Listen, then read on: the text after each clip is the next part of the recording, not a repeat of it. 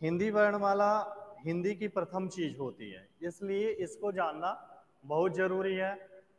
चाहे वो किसी भी क्लास का विद्यार्थी हो, हिंदी वर्णमाला सभी के लिए अनिवार्य है। आइए थोड़ा सा इससे अवगत होते हैं कि हिंदी वर्णमाला है क्या।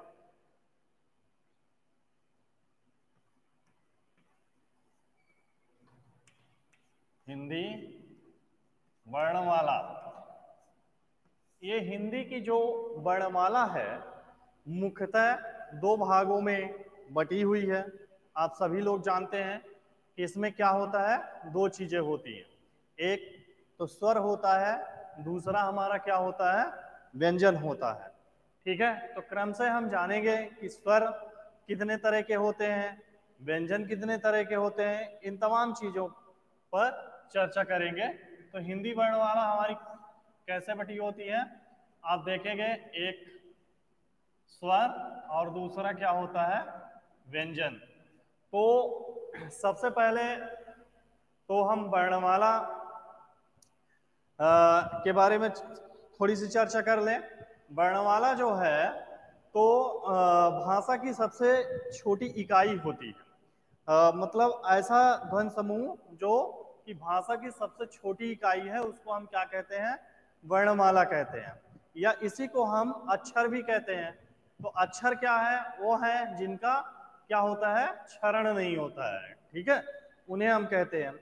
और ये कितने भागों में विभक्त है, दो भागों में। एक क्या होता है, स्वर होता है, दूसरा व्यंजन होता है। तो स्वर क्या है, स्वर वो होते हैं जो कि बिना किसी के सहारे के, जिनका उच्चारण किया जा सकता है, बोले जाते हैं, उन्हें हम क्या कहते हैं, स्वर कहते हैं।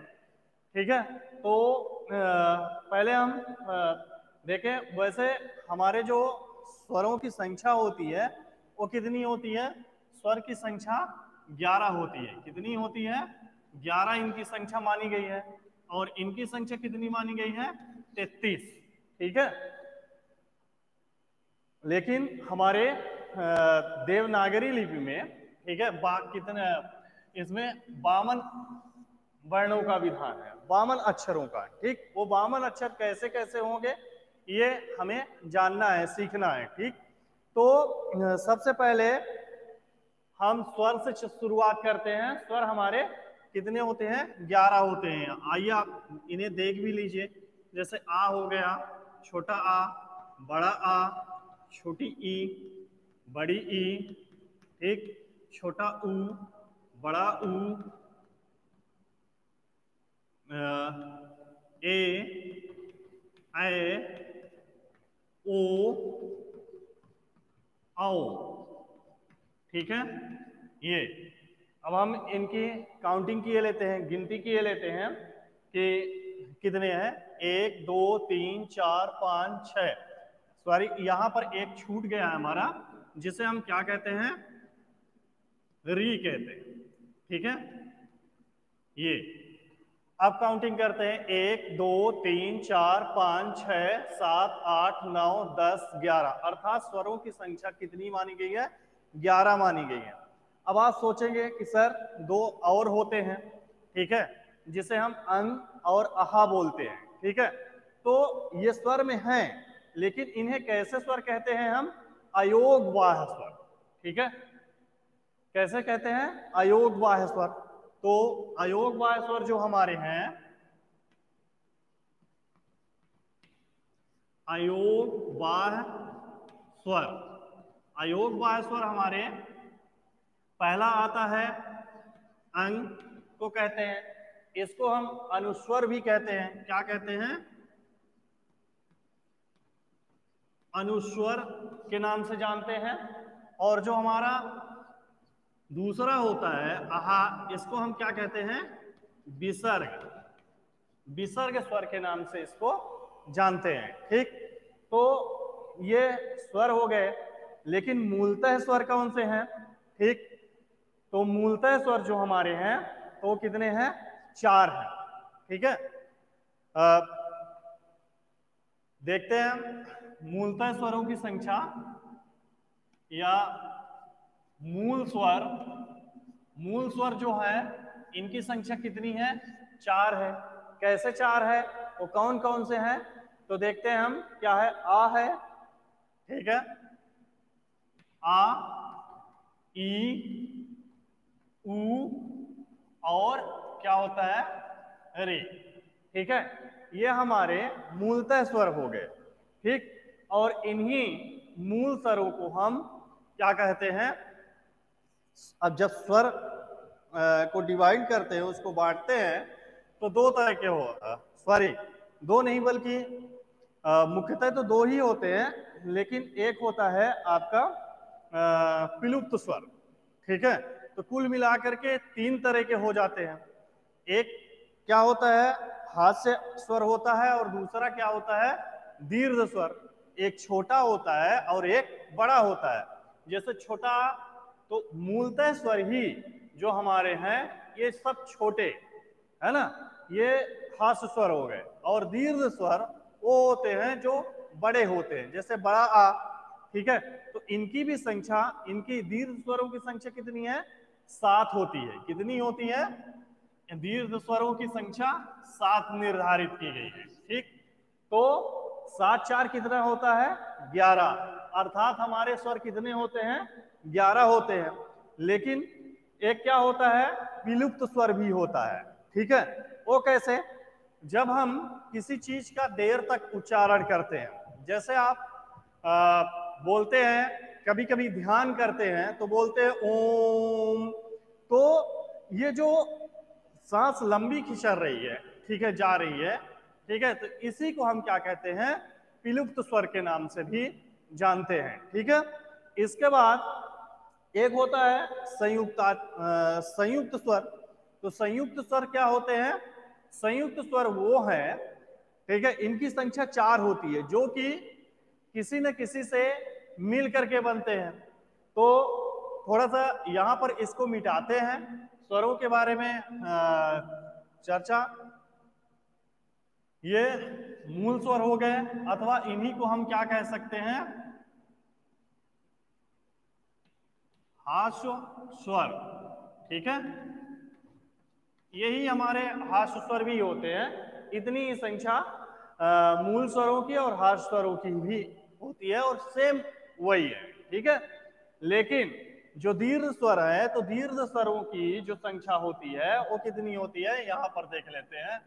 दीर्घ स्वर, दीर्घ स्वर कौन कौन से होते हैं, जैसे हमारा बड़ा आ हो गया, बड़ी ई हो गया। ठीक है, बड़ा आ, बड़ी ई, बड़ा ऊ। ठीक है, और इसमें क्या आता है, ए, ऐ।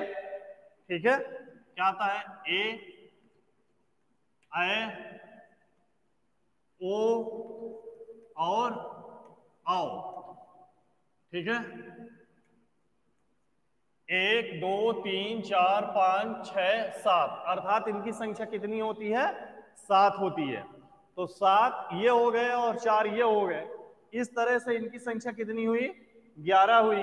और इसके बाद जो हमारे संयुक्त स्वर होते हैं, तो उन पर भी एक दृष्टि डालते हैं।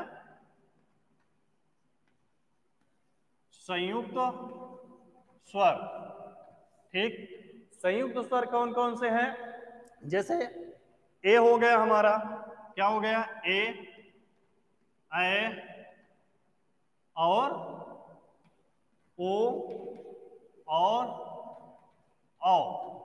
ठीक, ये हमारे क्या होते हैं, संयुक्त स्वर होते हैं, क्योंकि ये कहीं न कहीं मिल करके बनते हैं।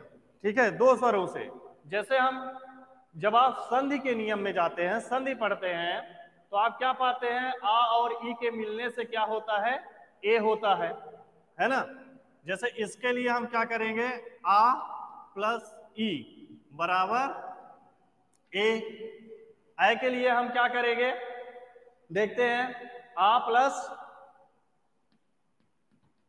ए बराबर ऐ। ठीक है, और वृद्धि संधि में ऐसा होता है। फिर इसके बाद अगला क्या होता है हमारा, ओ होता है। तो ओ के लिए आ प्लस उ करते हैं, आ प्लस उ।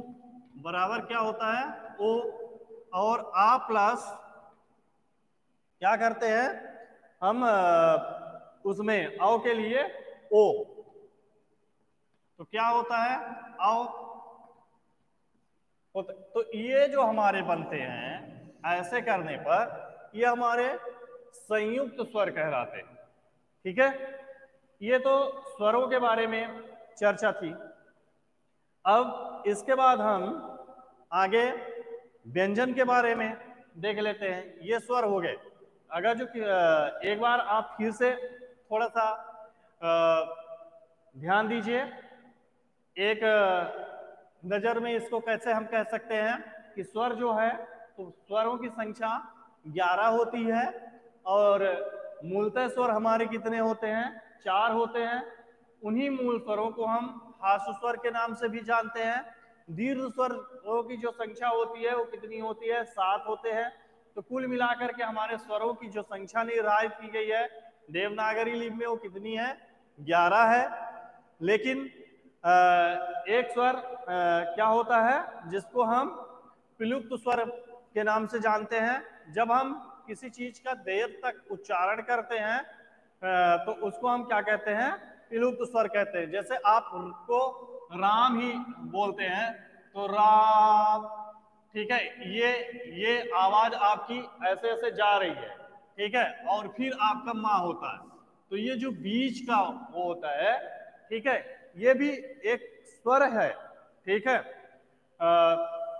तो इसको हम क्या कहते हैं, ऐसे स्वरों को किसके अंतर्गत रखते हैं विलुप्त स्वर के अंतर्गत रखते हैं। ठीक है, और इसमें फिर दीर्घ स्वर कौन से होते हैं, यही इनकी संख्या 7 है, आप देख ही चुके हैं। इसके बाद हमारे संयुक्ताक्षर होते हैं। क्या होते हैं संयुक्ताक्षर। तो संयुक्ताक्षर जो है हमारे कितने हैं 4 हैं। इनकी संख्या कितनी है 4 है। ठीक है, ये किससे किससे मिलकर के बने हुए हैं आपने देखा। ठीक है, फिर आपने देखा कि अयोगवाय स्वर में 2 स्वर रखे गए, अंग और आहा को। तो अंग को हम क्या कहते हैं अनुस्वर बोलते हैं, आहा को हम विसर्ग बोलते हैं। एक चीज अनुस्वर के साथ एक और होता है अनुस्वार होता है। क्या होता है अनुस्वर,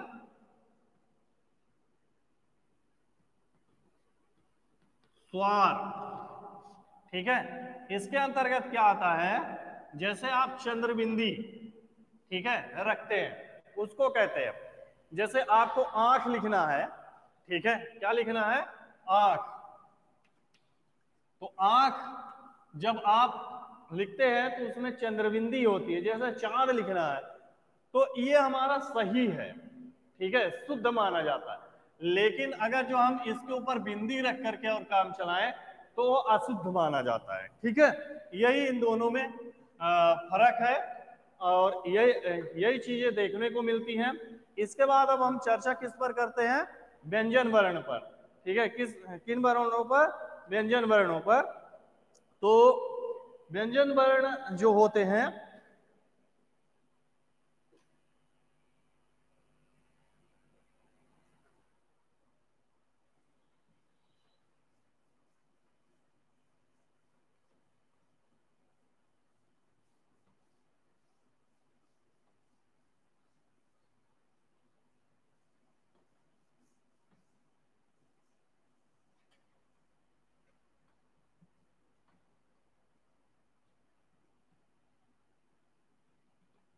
व्यंजन, ठीक है, तो व्यंजन वर्ण देखते हैं थोड़ा सा। व्यंजन में इसको भी बांटा गया, और सर्वप्रथम हमारा क्या होता है कि स्पर्श व्यंजन जिन्हें हम कहते हैं। स्पर्श व्यंजन में हमारे 5 वर्ग आते हैं।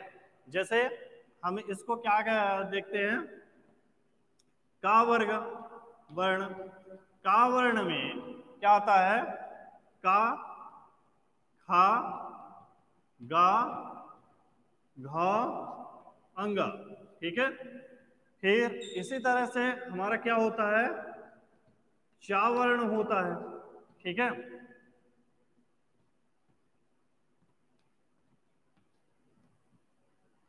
झा इया, ठीक। फिर टा वर्ण, टा, ठा, डा, ढा, ड़ा, ता, था, दा, धा और ना, ठीक। फिर पा, फा, बा, भा और मा, ठीक है। तो इसको हम क्या बोलेंगे? तावर्ण बोलेंगे, ठीक है। और इसको पावर्ण बोलेंगे। तो ये हो गए हमारे वर्ण, कावर्ण, चावर्ण, टावर्ण, तावर्ण और पावर्ण। तो कावर्ण में आप देख रहे हैं कितने हैं, काउंटिंग कर ले इनकी, 1 2 3 4 5, ठीक है। तो ये कितने हैं? 5, है ना। और लाइनें भी हमारी कितनी है, यहाँ ऊपर से हम देख रहे हैं फिर भी 5 है, नीचे से भी देख रहे हैं 5 है, यानी 5 × 5, ठीक है। इसका अर्थ कितना होगा? 25, यानी इनकी संख्या कितनी होती है? 25 होती है। इनमें से और भी चीजें इनके अंतर्गत निहित होती है, तो इनको हम बोलते कैसे हैं, ठीक है। सवाल ये उठता है कि लेकिन इसी को हम क्या कहते हैं, ये जो टा वर्ण होता है इसको हम कठोर व्यंजन बोलते हैं। क्या बोलते हैं? कठोर व्यंजन। इसको टा, ठा, डा, ढा, ड़ा को कठोर व्यंजन कहते हैं। इसको एक नाम और भी है, कैसे? तो देखिए सभी लाइनों का अलग अलग नाम है, उसको हम देखते हैं। जैसे कावर्ण को हम क्या कहते हैं? बोलना हम कहाँ से चालू करते हैं? देखिए यहाँ गले से लेकर के और बाहर तक के क्रम से उच्चारण होता है इनका, ठीक है। किस किस स्थान से उच्चारित होते हैं, अर्थात अपने अपने स्थान के उच्चारित होने के कारण से जिस भी स्थान से उच्चारित होते हैं वैसा इनका नाम भी पड़ा हुआ है। जैसे इसको हम कहाँ से बोल रहे हैं? कंठ से, ठीक है। तो गले से, तो इसको हम क्या कहते हैं? कंठ वर्ण, ठीक है। का वाले को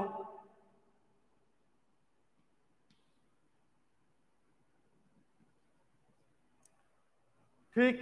फिर इसके बाद क्या है हमारा? हम गले के बाद कहाँ आते हैं? तालु में आते हैं, ठीक। जैसे माना कि थोड़ी देर के लिए ये हमारा मुंह है, ठीक है ना। तो और ये जीभ, लेकिन ये ऊपर वाला हिस्सा जो हमारा है ये हमारा क्या कहलाता है? ताल कहलाता है, ठीक है। तो ये जो चावर्ण होता है ये कहाँ से? तालु से प्रभावित होता है, ठीक है। वहां से इसका उच्चारण होता है। फिर इसके बाद हम किस में आते हैं? अगले इस वर्ण में आते हैं, टावर्ण में। तो जब हमारी जीभ क्या होती है, ये जो जीभ है मुड़ करके इससे टकराती है, ठीक है, तालु से, तो इसको हम क्या बोलते हैं? मूर्धन, ठीक है। क्या बोलते हैं? इसको हम टावर्ण को ही यहां पर कठोर व्यंजन भी कह सकते हैं, या कि इसको मूर्धन्य भी कहते हैं, ठीक है, व्यंजन। और इसके बाद फिर हमारा क्या आता है? मुंह के अंदर क्या होता है? जीभ के बाद दांत, ठीक है। तो जो ताव वर्ण होता है वो दांत, जैसे ता बोलते हैं तो भी हमारी जीभ कहाँ जाती है? दांत को टच करती है या उसको छूती है, स्पर्श करती है। इस कारण से इसको हम क्या बोलते हैं? दंत। क्या बोलते हैं? दंत। फिर जो पा होता है, पावर्ण, ये इसके बाद बाहर जब हम क्रम से पहुंच रहे हैं, ठीक है, अब बाहर पहुंच रहे हैं, तो ये हमारे जो ओंठ है, ठीक है, तो पावर्ण कहाँ चला जाएगा? ओंठ में, ठीक है, ओंठ। तो इस तरीके से ये अलग अलग स्थानों से उच्चारित होते हैं। मतलब कहने का गले से लेकर के ओंठ तक आपका इनका उच्चारण करने में आप इन तमाम चीज़ों का अपने इंद्रियों का सहारा लेते हैं और उन्हीं के आधार पर इनका नामकरण भी होता है। ठीक है, फिर इसके बाद ये हमारे 25 जो वर्ण हो हैं, इन 25 वर्णों के बाद भी और भी हमारे वर्ण हैं जिन्हें हम क्या कहते हैं। अब अगली लाइन जो होती है इस साइड में है, या इसी को मिटा करके लिखते हैं।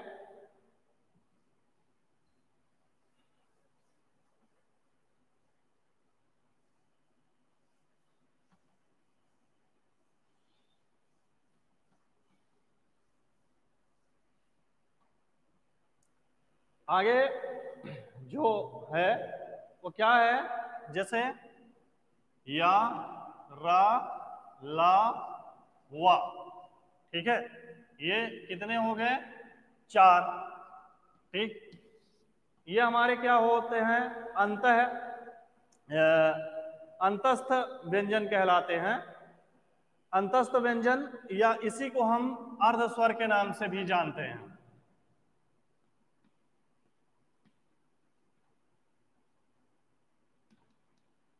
अंतस्थ व्यंजन या इसी को हम क्या कहते हैं? अर्ध स्वर के नाम से इसको हम जानते हैं। कौन कौन से इसके अंतर्गत आते हैं? या, रा, ला, वा। ठीक है, और इसके बाद क्या होता है? ऊष्म स्वर होते हैं जो ऊर्जा उत्पन्न करते हैं, गर्मी। ठीक है, वो कौन से होते हैं? जैसे सा, खा,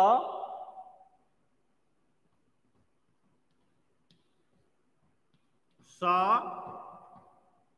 और हा। इनकी संख्या भी कितनी होती है? 4 ही होती है। ये क्या कहलाते हैं? ऊष्म व्यंजन, या इन्हीं को हम संघर्षी व्यंजन के नाम से भी जानते हैं। क्या कहते हैं? ऊष्म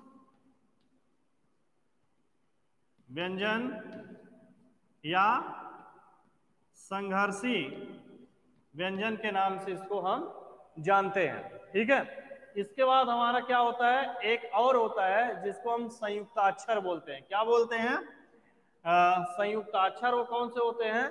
छा, त्रा, ज्ञा। ठीक है, और एक होता है हमारा स्रा।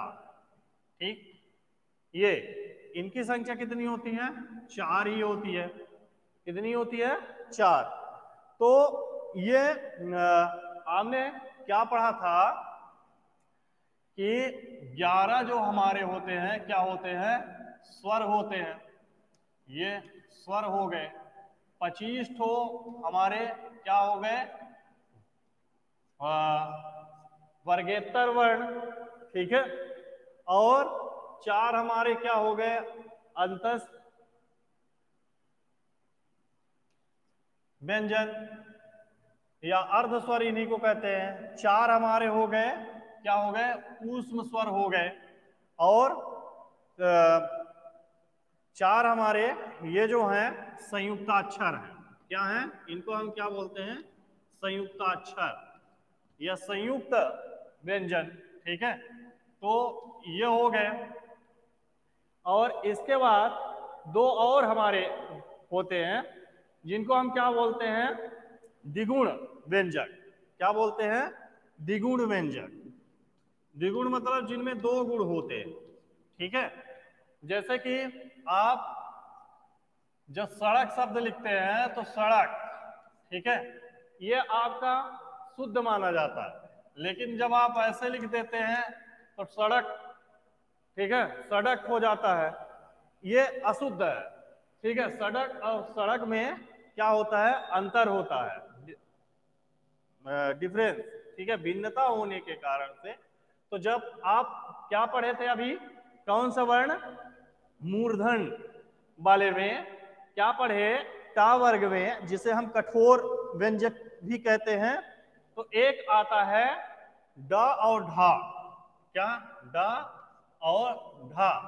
ठीक है, तो डा, ये जो नीचे बिंदी लगती है ठीक है, जब लगाते हैं तो ये क्या कहलाते हैं, हमारे दो द्विगुण व्यंजक कहलाते हैं, या इसी को हम उत्क्षिप्त व्यंजक के नाम से भी संबोधित करते हैं या जानते हैं। तो इनकी भी संख्या कितनी है, 2। ये भी आपके जुड़ेंगे, ठीक, ऐड हो जाएंगे। और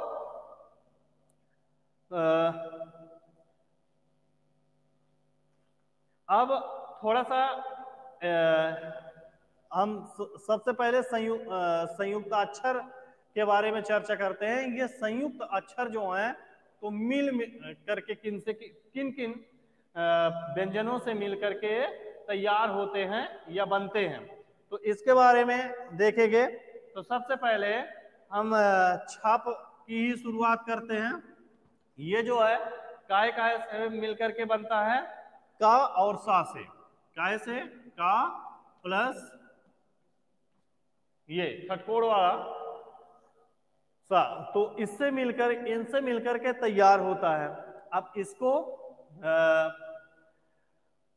इसके बाद ये त्रा है, ठीक है, फिर ज्ञा है, और फिर इसके बाद स्रा है। इनको देखिए, त्रा जो है तो काहे से मिलकर के बनता है, ता और रा से मिलकर के बनता है, ता धन रा से, ठीक है।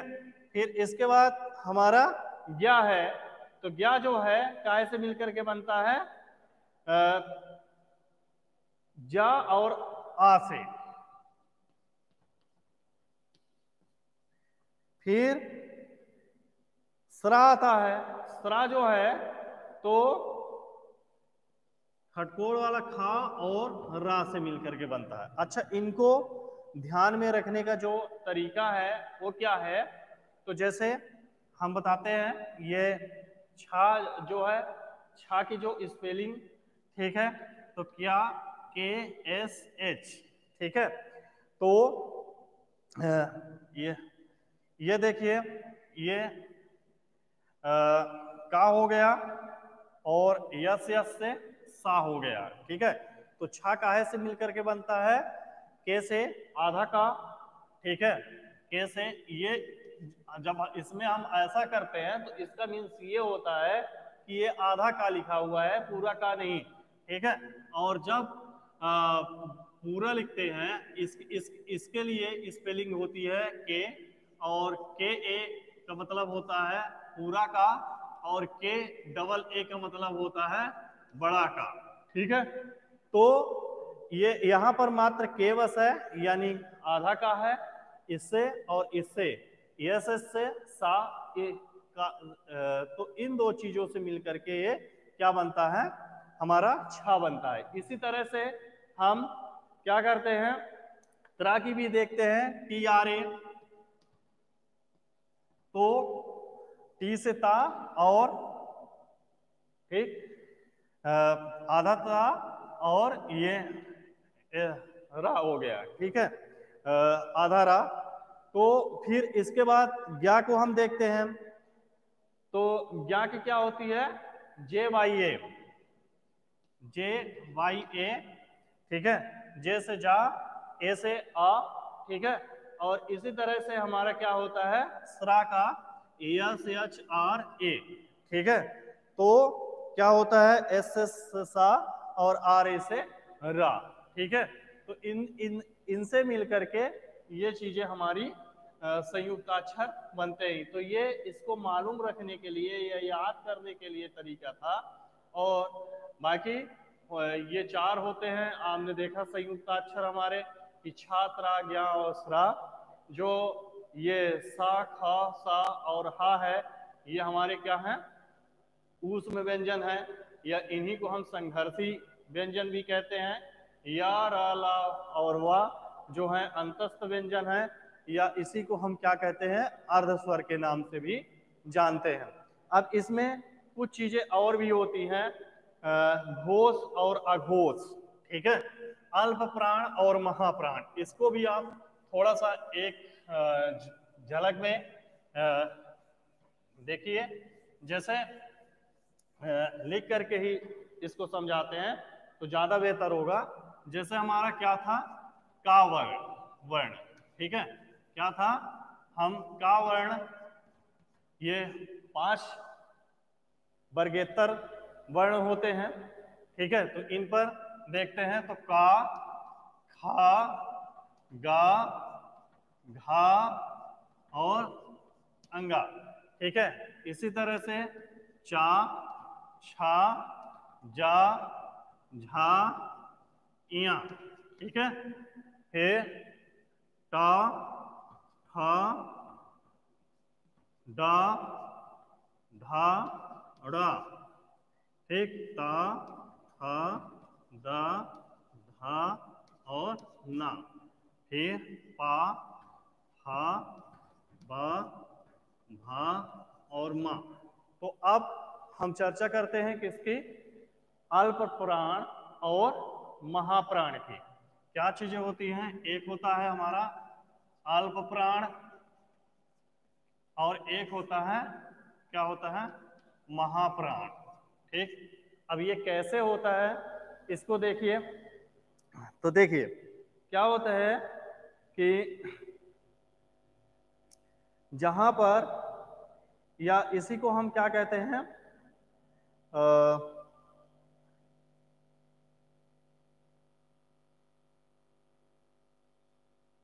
हाँ, अल्प प्राण और महाप्राण। लेकिन उसको जानने के पहले हम एक चीज और जान ले, घोष और अघोष। क्या होता है, घोष और अघोष, ये दो चीजें और पूछी जाती हैं। तो अघोष वो है जहां पर कंपन्य, जब हम किसी शब्द का उच्चारण करते हैं तो कंपन्य ज्यादा होता है, ठीक है, तो वहां पर क्या होता है, अघोष होता है, ठीक। और जहां पर कंपन्य नहीं होता है तो वहां पर क्या होता है, अघोष होता है। जैसे हम का बोलते हैं, ठीक, और खा बोलते हैं, तो का और खा में कंपन्य कम है, ठीक है, का और खा में कंपन्य हो रहा है, का, खा। लेकिन जब गा, घा बोलते हैं तो यहां पर क्या होता है हमारा, ये का और खा, ठीक है। तो ये जो होते हैं इतने, मतलब का वर्ग के या वर्गेतर वर्णों के प्रथम और द्वितीय जो होते हैं हमारे, तो क्या होते हैं, ये हमारे क्या होते हैं, अघोष होते हैं। अघोष का मतलब कि कंपन्य होता है और घोष का मतलब कि कंपन्य नहीं होता है, ठीक है। ये तो ये जो तृतीय, चतुर्थ और पंचम वर्ण है, ये क्या होते हैं हमारे, अघोष होते हैं, सॉरी, ये अघोष वर्ण और ये घोष वर्ण, ठीक, ये। फिर इसी को हम, या घोष को ही कहीं कहीं पर आपको सघोष भी लिखा मिलता है, ठीक है, तो सघोष वर्ण भी कहते हैं। तो ये जो इधर के तृतीय, चतुर्थ और पंचम वर्ण होते हैं ये अघोष वर्ण कहलाते हैं। प्रथम और द्वितीय वर्ण, जो वर्गेतर वर्णों के प्रथम और द्वितीय वर्ण होते हैं वो अघोष वर्ण कहलाते हैं, ठीक। अब अल्प प्राण और महाप्राण, ये एक चीज होती है। तो अल्प प्राण का मतलब होता है कि जहां पर कम वायु, किसी का उच्चारण करने में कम वायु निकलती है, किसी वर्ण का उच्चारण करने में, वहां पर अल्प प्राण होता है। और जहां पर वायु ज्यादा निकलती है उसको हम क्या कहते हैं, महाप्राण कहते हैं। तो जैसे हम क्या देखते हैं कि अल्प प्राण हमारा कौन सा है, का, ठीक, जब बोलते हैं तो कम मात्रा में हवा निकलती है। ठीक है, लेकिन खा में ज्यादा निकलती है। फिर इसी तरह से तो जब खा में ज्यादा निकल रही है तो इसको अल्प प्राण और महाप्राण को याद करने का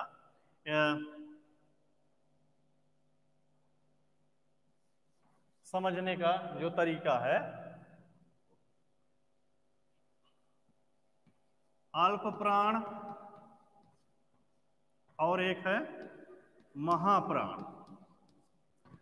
तो महाप्राण क्या होता है कि वर्ग का दूसरा और चौथा वर्ण, जैसे ये दूसरा हो गया और ये चौथा हो गया, जब इनका इस पूरी लाइन में को जब हम पढ़ते हैं तो खा को बोलने के लिए ज्यादा मात्रा में हवा बाहर होती है और घा को भी बोलने में ज्यादा मात्रा में हवा बाहर होती है। इसलिए दूसरा और चौथा वर्ण जो होता है वो क्या होता है, महाप्राण होता है। और पहला, तीसरा और पांचवा, पहला, तीसरा और पांचवा, इनको बोलने में कम मात्रा में हवा निकलती है।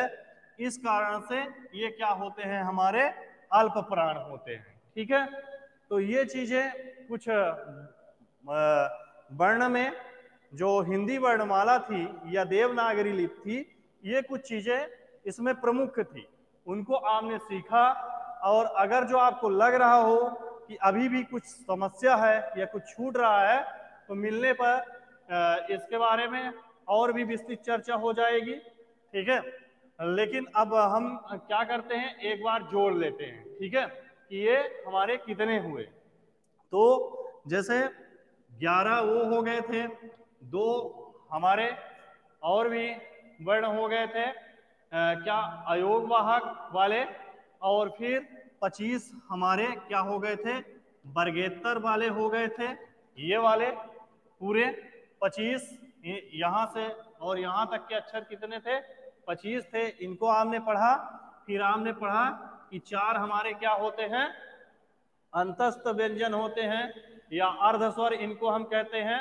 और इसके बाद फिर 4 क्या होते हैं, ऊष्म व्यंजन होते हैं या इन्हीं को हम संघर्षी व्यंजन कहते हैं। फिर इसके बाद आप पढ़े कि 4 हमारे क्या होते हैं, संयुक्ताक्षर होते हैं। और इसके बाद आपने पढ़ा कि 2 शब्द हमारे, 2 वर्ण क्या होते हैं, द्विगुण होते हैं। तो यहां से लेकर के यहां तक की का जब आप योग कर देते हैं तो टोटल कितना हो जाता है, 52 अक्षर हो जाते हैं। अर्थात ये 52 अक्षरों से मिलकर के देवनागरी लिपि हमारी बनती है और इसी पर हम काम करते हैं। ठीक है, इसी से काम होता है। आज